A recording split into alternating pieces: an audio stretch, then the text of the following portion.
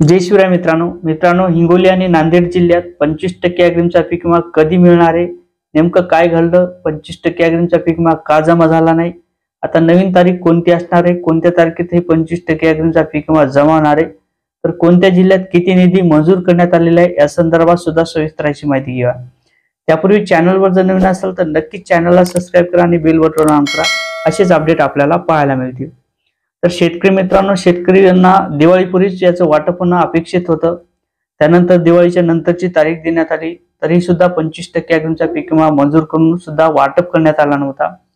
त्यानंतर आता शेतकऱ्याला परत नवीन तारखी मिळत गेल्या. या तारखेत सुद्धा 25% अग्रिमचा पीक विमा वाटप करण्यात आला नव्हता.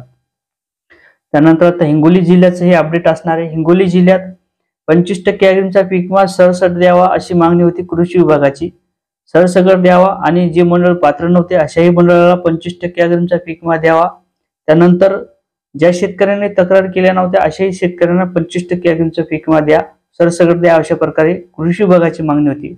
परंतु पीक विमा कंपनीचा आक्षेप होता यामध्ये 25% अग्रिमचा पीक विमा ज्या शेतकऱ्यांनी तक्रार केल्या अशा शेतकऱ्यांना आम्ही 25% अग्रिमचा पीक विमा देऊ किंवा याच्याही पेक्षा शेतकऱ्यांना वाढीव स्वरूपाचा रक्कम ही देऊ, परंतु सरसकट देणार नाही अशा प्रकारे हिंगोली जिल्ह्यात माहिती देण्यात आली. त्यानंतर रब्बीचं परत मोठ्या प्रमाणात नुकसान झालं. यामध्ये कापूस आणि तूर या पिकाचं मोठ्या प्रमाणात नुकसान झालं आणि याचे पंचनामे परत सुरू करण्यात आले. त्यासाठी 40 कोटीची निधी परत मंजूर करण्यात आली. 220 कोटीची हिंगोली जिल्ह्यासाठी ही मंजुरी देण्यात आली आणि याचं वाटप आता होणार आहे. तारीख सुद्धा मी सांगणार आहे.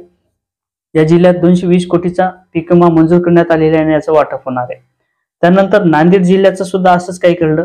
शेतकऱ्यांना 25% अग्रिमचा पीक विमा मिळणं अपेक्षित होतं. 311 कोटीची सर्वात जास्त हिंगोली नांदेड जिल्ह्यात ही मंजुरी करण्यात आली होती. 25% अग्रिमचा पीक विमा मंजूर करण्यात आला होता.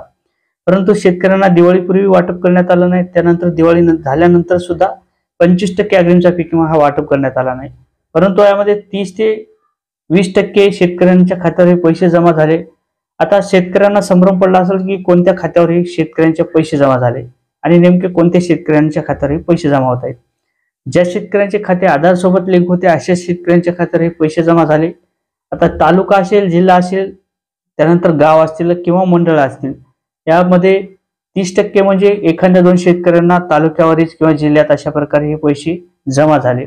परंतु 70% हे शेतकरी बाकी आहेत आणि या शेतकऱ्यांना सुद्धा 25% अग्रिमचा पीक विमा मंजूर करण्यात आलेले आहे. याचं सुद्धा वाटप आता लवकरच होणार आहे. म्हणजे 1 तारखेच्या नंतर शेतकऱ्यांच्या खात्यावर हे पैसे जमा करण्यात येईल अशा प्रकारे माहिती देण्यात आली. त्यानंतर पीक विमा कंपनीला सक्तीचे आदेश दिले. कृषी विभाग कृषी अधिकाऱ्यांच्या माध्यमातून, जिल्हा अधिकाऱ्यांच्या माध्यमातून जर शेतकऱ्यांना 25% अग्रिमचा पीक विमा वाटप करण्यात नाही आला तर आम्ही तुमची पीक विमा कंपनी ही ब्लॅकलिस्ट करू अशा प्रकारे सूचना देण्यात आल्या आणि याचा वाटप आता 1 तारखेच्या नंतर शेतकऱ्यांच्या खात्यावर हे पैसे जमा होणार सुरुवात होणार आहे. अशा प्रकारे याचं एक महत्त्वाचं असं अपडेट होतं.